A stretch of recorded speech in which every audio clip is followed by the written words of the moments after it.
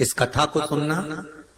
कहते हैं श्राद्ध पक्ष में ये कथा अगर सुन ली जाती है तो ब्राह्मण घर से अगर भूखा गया हो या दूसरी जगह से भोजन कर दूसरे घर में भोजन करने आए हो और हमारे पितर तृप्त नहीं होते हो तो रहू और रहनी की कथा हमारे पितरों को जब सुनाई जाती है तो हमारे पितर संतुष्ट होकर आशीर्वाद प्रदान करते हैं। ये वो रहनी और रहू की कथा। बहन का नाम है रहनी और भाई का नाम है रहू। बड़ी सुंदर भाई बहन की शादी हो गई, किसी कारणवश रहनी का पति चले गए, समाप्त हो गए, पर रहनी शिव भक्ति से दूर नहीं है। रहनी शंकर जी की आराधना में डूबी रही थी, रहनी शिव भक्ति में लगी रही। संपूर्ण आस्था चैनल के श्रोता, फेसबुक यूट्यूब के श्रोता और इस अशोक नगर के सभी श्रोता दिल से सुनिएगा। इस कथा को श्राद्ध पक्ष में अवश्य सुनना चाहिए। रहनी जिसका पति नहीं, घर में 2 बच्चे हैं, छोटे हैं बहुत, और ये रहनी और रहू ये दोनों बहन भाई हैं।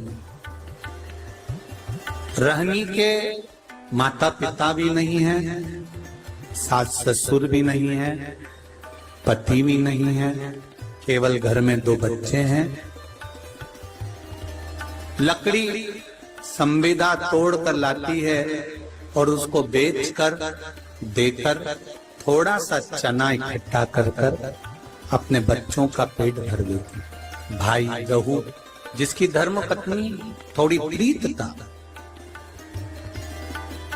ससुराल में कम थी। एक बात का थोड़ा स्मरण रहे अपने जीवन में, मेरा बेटियों से माताओं से एक निवेदन पहले भी रहा है, आज फिर करते हैं कि जब आपका मंगल विवाह हो जाए, शादी हो जाए, विवाह के बाद में प्रयास करना कि इस शरीर को, इस मन को, चित्त को मायके से ज्यादा ससुराल में लगाने का प्रयास करना, तो कोई घर नहीं टूटे। रहनी अपने मायके से ज्यादा प्रीतता नहीं रखती। भाई रहू का बड़ा प्रेम था भाभी घर में। अब श्राद्ध पक्ष का समय आया, रहू ने अपनी पत्नी से कहा कि पिताजी को गए हुए समय हो गया, माता को गए समय हो गया, दादा दादी को गए समय हो गया, मैं गया का पिंड करने के लिए प्रयागराज, काशी गया, यहाँ पिंड देकर मैं पुनः वापस आऊंगा और शिव जी की आराधना कर कर अपन भजन करेंगे, कीर्तन करेंगे, स्मरण करेंगे। तुम एक काम करना, अपनी धर्म पत्नी से रहू कहता है कि किसी ब्राह्मण को बुलाकर मैं जहां जहां पिंड दान करने के लिए जाऊं, आप दादा दादी के श्राद्ध में, माता पिता के श्राद्ध में किसी ब्राह्मण को बुलाकर भोजन करा, किसी ब्राह्मण को बुलाइएगा, भोजन कराइएगा। जब ये सुना तो धर्म पत्नी ने कहा, सुनो स्वामी, ब्राह्मण को भोजन करने बुलाऊं और ब्राह्मण अपने घर में ना आए, उसका एक कारण था। जिस ब्राह्मणों के घर के पास रहू रहता था, रहू की धर्म पत्नी इतनी ज्यादा लड़ोकी थी, इतनी लड़ती थी कि जितने ब्राह्मण आसपास में रहते थे उनकी सबकी पत्नी से रहू की पत्नी का झगड़ा हो चुका। तो ब्राह्मण भोजन करने इसके घर में नहीं आए। रहू की पत्नी ने कहा मैं ब्राह्मणों को बुलाऊं और वो नहीं आए तो रहू ने जाते जाते कह दिया एक काम करो, तो रहू ने जाते जाते कह दिया एक काम करो, मेरी बहन और मेरे भांजा भांजी को भोजन करने के लिए बोला। सनातन धर्म के अंतर्गत एक भांजे को या एक भांजी को भोजन कराना मतलब 100 ब्राह्मण को भोजन कराने के बराबर है। सनातन धर्म की रीति है ये महाराज। एक भांजे को या एक भांजी को भोजन कराना 100 ब्राह्मण को भोजन कराने के बराबर है, तो तुम एक काम करो, मेरी बहन रहनी को बुलाओ और अपने भांजा भांजी को बुलाओ, क्योंकि भांजा भांजी छोटे हैं, अकेले आ नहीं सकते, उनको बुलाकर भोजन कराओ। अब पति ने कहा कि तुम उनको भोजन करा देना, और पति चले गया। धर्म पत्नी इतनी विचित्र थी कि उसने अपनी ननंद को बुलाया तो सरी, पर भांजा भांजी को मना करवा दिया कि उनको लेकर मत आना, और भोजन करने के लिए ननंद को नहीं बुलाया, भोजन का काम करने के लिए ननंद को बुलाया, और निमंत्रण मायके वालों को दे दिया कि श्राद्ध में मेरे दादाजी का श्राद्ध है, माता पिता का श्राद्ध है, आप सब आओ। मायके वाले श्राद्ध का भोजन करने आ गए। ननंद को निमंत्रण देकर बुलाया, जी आपकी माताजी और पिताजी का श्राद्ध है, अगर आप नहीं आओगी तो श्राद्ध में अच्छा नहीं लगेगा। ननंद आई, और ननंद ने आने से पहले अपने बच्चों से कहा कि मैं नाना के घर जा रही हूँ, बच्चों की आंख में जल भरा हुआ था, माँ आप हम दोनों को छोड़कर जा रही हो, हमें भी साथ ले चलो, हम भी चलना चाहते। नहीं नहीं, तुम्हारे मामी जी ने केवल मेरा निमंत्रण करा है, मैं जाऊंगी, तुम रुको। माँ 2 दिन से लकड़ी नहीं मिली, जलवृष्टि हो रही थी, लकड़ी नहीं मिल पाई तो बेच नहीं पाई, 2 दिन से अन्न घर में नहीं आया, हमें भोजन नहीं मिला। माँ आज तू चली जाएगी, फिर भोजन कौन दे? बेटा बेटी कह रहे हैं, माँ 2 दिन से भोजन नहीं मिला है, माँ हम बहुत भूखे हैं। माँ कहती है तेरे नाना और नानी का श्राद्ध है, मैं जा रही हूँ, मैं मामी से कहूंगी कि बच्चे भूखे हैं तो भोजन दे देगी मामी। इसको नहीं मालूम था कि ननन को केवल काम करने के लिए बुलाया। रहनी गई, घर में पहुंची, बहुत मेला लगा हुआ था मायके का, खुश हो गई रहनी, आज मेरे माता पिता का श्राद्ध हो रहा है और इतने मेहमान आए। जब माता पिता के श्राद्ध में 10 ब्राह्मण, 20 ब्राह्मण, 25 ब्राह्मण भोजन करते हैं, तो दुनिया की कोई ऐसी ननंद नहीं होगी जिसके चेहरे पर प्रसन्नता ना हो कि मेरे मायके में इतने लोग भोजन करते हैं, मुझे गर्व महसूस होता। रहनी की आंख में खुशियों के अश्रु आ गए, मेरे माता पिता कितने भाग्यशाली हैं। जो जैसा होता है उसके मरने के बाद भोजन भी वैसा ही होता है। जो मरा उसके हृदय में खुशियां रहती है ना कि इसको भी भोजन कराओ, इसको भी भोजन कराओ, इसको भी भोजन कराओ, इसको भी भोजन कराओ। ये जो मिला है ये आपका नहीं है, ये आपके पूर्वजों का है। अब रहनी पहुंच गई, रहनी वहां पहुंच गई, क्या जाकर देखा रहनी ने कि चारों तरफ वहां सुख ही सुख, चारों तरफ वहां पर आनंद ही आनंद है। रहनी ने जैसे ही पांव रखा, भाभी ने रहनी का हाथ पकड़ा और हाथ पकड़कर भाभी रहनी को सीधे रसोई घर में ले गई। और रहनी, सुनो, आपके माता पिता का श्राद्ध है, अगर बेटी भोजन बनाएगी तो माता पिता के श्राद्ध में माता पिता उसको प्रेम से ग्रहण करेंगे, लेंगे। बहुत समझने वाली बात है श्राद्ध पक्ष की। एक निवेदन आप सबसे करना चाहेंगे कि इसको जरा समझिए,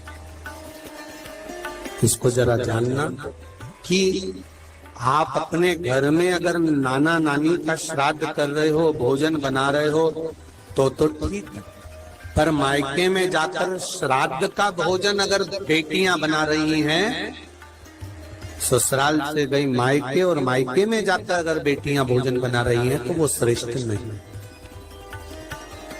मायके में जो भाभी हैं, भैया हैं, परिवार है, कुटुंब है, वो भोजन का निर्माण करे तो उसमें सुख का अनुभव होगा। पर भाभी ने कहा जी भोजन आपको बनाना है क्योंकि आपके माता पिता का श्राद्ध है, तो माता पिता प्रसन्न होंगे, माता पिता को आनंद की अनुभूति होगी, माता पिता आनंद में होंगे। रहनी ने कहा ठीक है, अगर मेरे माता पिता मेरे हाथ का भोजन करना चाहते हैं तो मुझे बनाने में क्या दिक्कत, मैं बना देती। रहनी ने भोजन बनाया, बेटी इंतजार कर रही है कि ब्राह्मण आएंगे मैं भोजन परोसूंगी, और ब्राह्मण आए तो मैं भोजन परोसूं, इसका इंतजार बेटी को हो रहा था। पर रहनी ने देखा ना कोई ब्राह्मण आया, ना कोई संत आया, ना कोई सदगुरु आया, ना कोई वहां भोजन करने के लिए पहुंचा। अगर वहां पर पहुंचे तो केवल भाभी के मायके वाले पहुंचे, जो सब भोजन करने के लिए लग गए, और रहनी से कहा गया कि इन सबको भोजन परोस दिया जाए। भोजन परोसा गया, सबने खाया। आखिरी में रहनी जब भोजन के लिए बैठी तो भाभी ने कहा जी हमारे गोत्र का श्राद्ध है, इसलिए आप इस गोत्र में भोजन मत करो, हमारे गोत्र का श्राद्ध है इसलिए आप इसमें भोजन ना करिए। रहनी को उठा दिया गया, तो रहनी ने पत्तल जो लगी हुई थी उसको उठाकर कहा क्या भाभी मैं अपने बच्चों के लिए, क्योंकि वो तो इस घर के भांजा भांजी लगते हैं, क्या उनके लिए भोजन ले जा सकती हूँ? रहनी ने जब पूछा तो भाभी ने कहा नहीं दीदी, ये जो बचा हुआ भोजन जब एक पत्तल में लग जाता है तो हम इसको बाहर नहीं भेजते, आप रखे रहने दो। माँ रहनी रोती रोती अपने ससुराल पहुंच गई।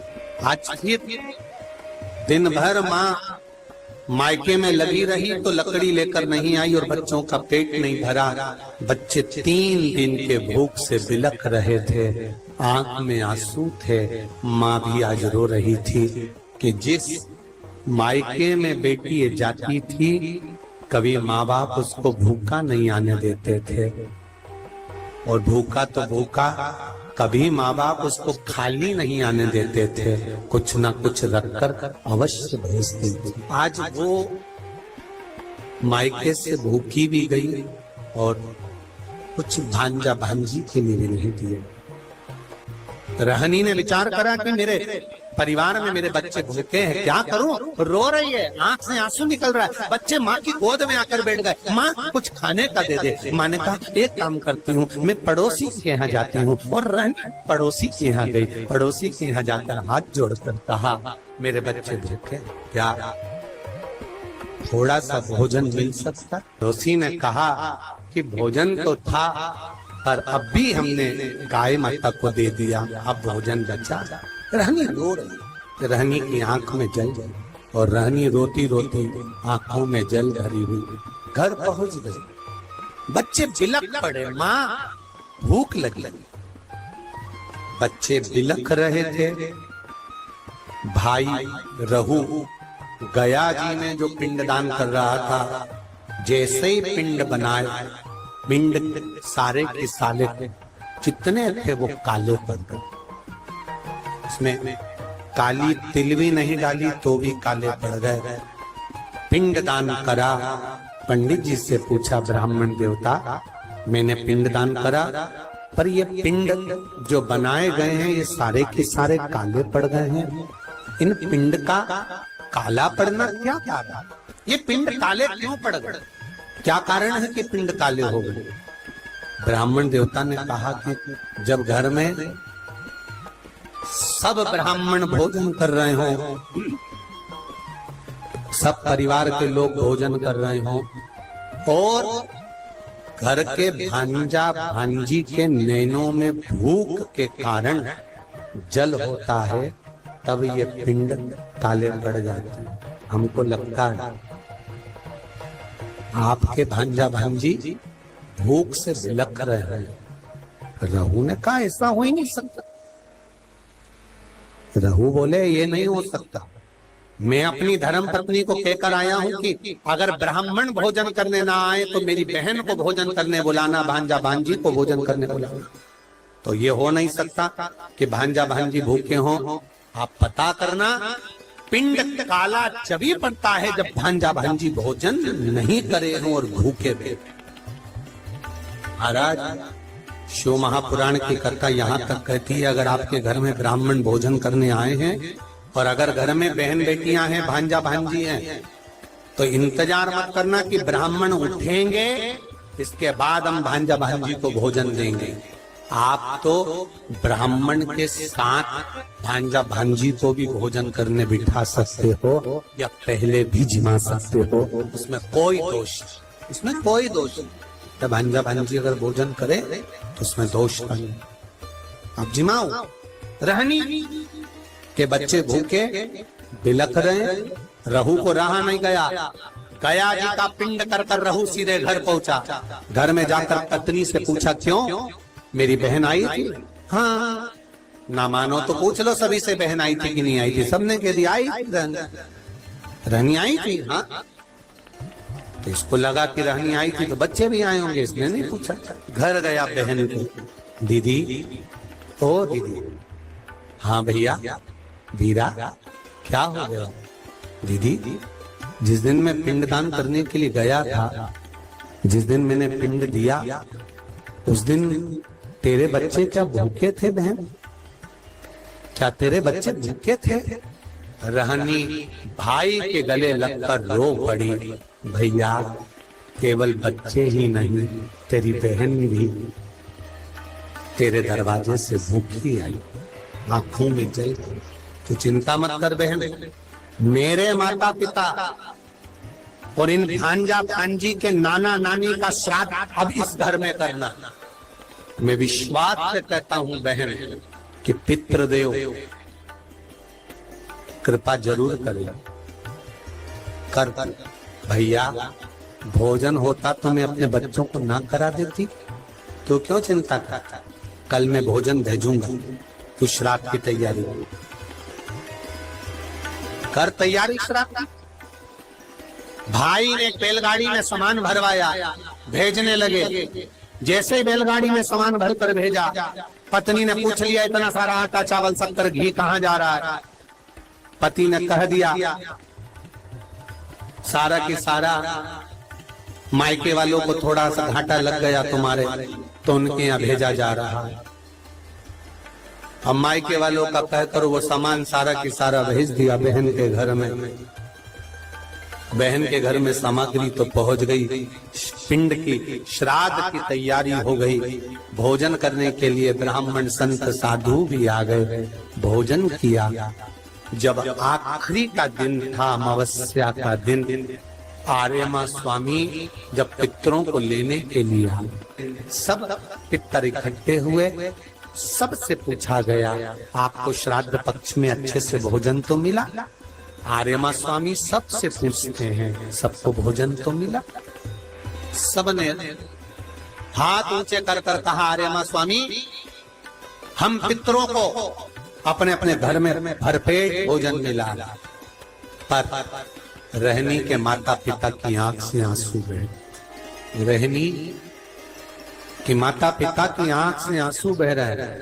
रहनी के माता पिता रो रहे थे तो पूछा, पितरों के स्वामी आर्यमा ने, क्या बात है, आप रो रहे हो? आपकी आंख में से आंसू गिर रहे हैं, क्या हुआ? क्यों रो रहे हो? रोने का कारण क्या है? कहा, मेरे बेटे के घर गई थी भोजन करने के लिए, पर वहां तो मायके वाले जिम रहे थे तो भोजन नहीं मिला। पंचमी का श्राद्ध था हमारा, हम गए थे, भोजन नहीं मिला। तो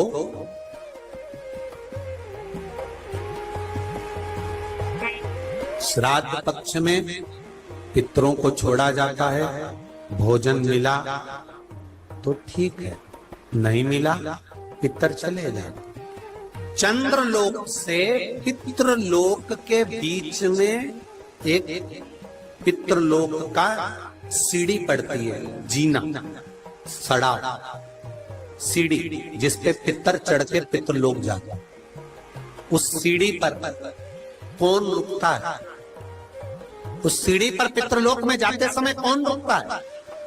तर्पण शिव महापुराण की कथा कर रही है कि पंचमी का श्राद्ध था, पितर आए पर आपके यहाँ पर उनको भोजन नहीं मिला, वो पंचमी के दिन का श्राद्ध नहीं जीन पाए, चले गए।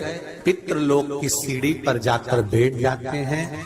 अंदर जो पितर जाते हैं, वो पितर जब अंदर जाते हैं, जाने के बाद बात करते करते जाते हैं कि हमारे बेटे ने हमको खीर खिलाई, हमको पूड़ी खिलाई, और उनके मुख से जो राल टपकती है, तो जो पितर भूखे रह जाते हैं वो पूरा साल उनकी राल को चाटते हैं और बद्दुआ देते हैं कि हमारे बेटे 5-5, 4-4, 3-3, 2-2 इतने बेटे और हमको भूखा छोड़ दिया।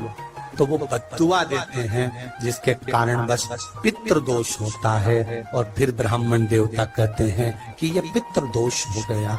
पितृदोष क्यों हुआ? क्योंकि वो भूखे रहे। तुम रो रहे हो? हाँ, मेरे बेटों ने भोजन नहीं कराया मुझको। मेरा बेटा चले गया था गया का पिंड करने के लिए, बहू को कह गया था कि भोजन करा देना, पर भोजन नहीं मिला मुझको। फिर हमारी तिथि निकल गई। मेरा बेटा आया, बहन के घर, बेटी के घर में उसने भोजन बनवाया तो हमारे निमित्तार्थ भोजन कराया। तो रो क्यों रहे हो? भोजन बनवाया तो हमारे निमित्तार्थ भोजन कराया। तो रो क्यों रहे हो? तुम्हें अमावस्या के दिन भोजन तो मिला ना, तुम्हें रोने का जरूरत क्या है? क्यों रो रहे हो? पितर कह रहे हैं, रो इसलिए रहे हैं कि बेटी के घर का खाया है। अगर शास्त्र कहता है कि बेटी के यहाँ का खा लो तो बैकुंठ निवास नहीं मिलता, तो हमें क्या निवास मिलेगा? शिव महापुराण की एक बात अच्छे से सुन लेना। अगर बेटी कमा रही है, बेटी समझदार है, आपने बेटी को अपने पांव पर खड़ा करा है और बेटी में विद्वत्ता है, और बेटी अगर कमा रही है, समझदार है, उसको कमाने के लायक तुमने बना दिया, या बेटी का घर तुमने अच्छा ढूंढा, जमाई अच्छा ढूंढा, लड़का अच्छा ढूंढा जो बेटी को स्नेह वश रखता है, तो ऐसी बेटी के घर का खा भी लोगे तो नरक नहीं जाओगे, बेटी प्रसन्नता में। बेटी प्रसन्नता में खिलाती, बेटी के घर का भोजन। हाँ, मैंने किया है। तो मैं पितृलोक में कैसे, किसको मुंह दिखाऊंगी? मैं पितृलोक में कैसे जाऊंगी? कहा आर्यमा स्वामी ने, घबराओ मती, तुम्हारी बेटी के घर में तुमने भोजन किया है, पर बेटी के घर में भोजन किया तो वो भोजन तुम्हारे बेटे ने ही भेजा था, बस धर्म पत्नी को नहीं बताया था। पहुंचा तो था, चिंता ना करिए। बेटी के घर में श्राद्ध हुआ है तो भांजा भांजी ने नाना नानी का श्राद्ध करा है। सनातन हिंदू धर्म में जब गया जी में पिंड देने जाते हो, तर्पण करने जाते हो, पिंडदान करने जाते हो, तिलांजलि करने जाते हो, तो आज भी सनातन हिंदू धर्म में माता पिता के नाम के साथ में दादा दादी के नाम के साथ में पूछा जाता है नाना नानी का नाम। बोलो सही है कि गलत है? नाना नानी का नाम बोलिए, पर नाना नानी का नाम बोलिए, वहां बुलाया जाता है। नाना नानी के घर का भी अगर भांजा भांजी अगर कर रहे हैं, श्राद्ध पक्ष मिलेगा अवश्य। तो क्या हमें भोजन मिला है? हाँ, हम आशीर्वाद दे दें। रुको, रहनी शाम के समय दिया लगाने आई, उसके बच्चों को लेकर कुछ ऐसा दे देना, कुछ ऐसा दे देना कि रहनी को लकड़ी नहीं बेचना पड़े और बच्चों को भूखा नहीं देना पड़े। रहनी शाम को दिया लेकर पहुंची घाट पर, जहां पर पितृ जल का प्रतीक्षा कर रहे थे, पानी पीने की तैयारी में थे, और पिता पानी का आचमन कर रहे थे। आर्यमा स्वामी ने आवाज लगाई, चलिए चलने की तैयारी करिए और अपने अपने घर के बच्चों को जिन जिन के यहाँ पर भोजन करा है उनको आशीर्वाद प्रदान करिए। रहनी आंख में आंसू भरी, रहनी आई, रहनी ने आकर दीप अपने बच्चों से कहा आप लगाओ दीप। कहा माँ आप दिया नहीं लगाओ? माँ कहती है मेरा हाथ खाली, तुम्हारे पिता नहीं, पास में शिव मंदिर था। रहनी के बच्चे दौड़कर शंकर के मंदिर में गए, शिव जी से कहा क्या मेरी माँ दिया नहीं लगा सकती? शंकर के मंदिर में शिव प्रकट होकर रहनी के पास जाकर कहते हैं साधु के वेश में, नारी अगर सौभाग्यवती है तो भी दिया लगा सकती है और सौभाग्य नहीं तो भी लगा सकती है। पूर्वजों का उद्धार, पितरों के उद्धार के लिए ये नहीं देखा जाता कि ये भोजन बनाएगी कि नहीं बनाएगी, वो बनाएगी कि नहीं बनाएगी, वो करेगी कि नहीं। नहीं नहीं, पितरों के उद्धार के लिए आप छोटे हो बड़े हो मंझले हो संजले हो जो भी हो, शिव की कृपा पर। रहनी ने दिया लगाया, नाना नानी ने आशीर्वाद दिया, हमको भोजन मिला है। एक छोटा सा मट्टी का मटका बेटी के हाथ में पकड़ा दिया, इस मटके में से तू जब जब शिव का नाम लेकर कुछ निकालेगी निकलता जाएगा। बेटी ने उस मटके में से सबसे पहले घाट पर जिस मंदिर में दर्शन करा था और जो संत मिला था उसको देने के लिए कहा, हे पितृदेव, हे शिव, हे ओघड़दानी, कुछ दक्षिणा देना है। उसमें से सोने की मुद्रा निकली और बाबा को देकर विदा की। ऐसे मेरे ओघड़दानी रहनी को एक झंडा प्राप्त हुआ, शिव के नाम से पितरों के नाम से उसमें स्मरण करने लगा। पितृ मेरा एक निवेदन आपसे भी है, ठेला चलाने वाला, ऑटो चलाने वाला, गाड़ी चलाने वाला, कबाड़ा बेचने वाला, भिक्षा मांगने वाला, एक गरीब से गरीब भी व्यक्ति एक घी का दिया अगर अमावस्या के दिन शाम के समय नदी तालाब या बावड़ी के स्थान पर घाट पर लगा दे, श्राद्ध पक्ष में अगली जब श्राद्ध आए तो बताना जरूर पत्र लिखकर कि पितरों ने भंडार भरा कि नहीं भरा, दिया कि नहीं दिया, लेते हैं कि नहीं देते, ये जरूर बता। अगली बार जहाँ कथा रहे तो आ जाना आप बताने के लिए अशोकनगर वालों की। हमने और जितने सुन रहे हैं भारत की भूमि पर, जितने देश विदेश में बैठकर कथा सुन रहे हैं, सब स्मरण करो और सबको सूचना दो कि श्राद्ध पक्ष की अमावस्या को शाम के समय पर दिया लगाने का फल क्या होता है। इस क्लिप को काट कर जनमानस तक भेजिए कि उसका लाभ क्या है, उसका फल क्या है।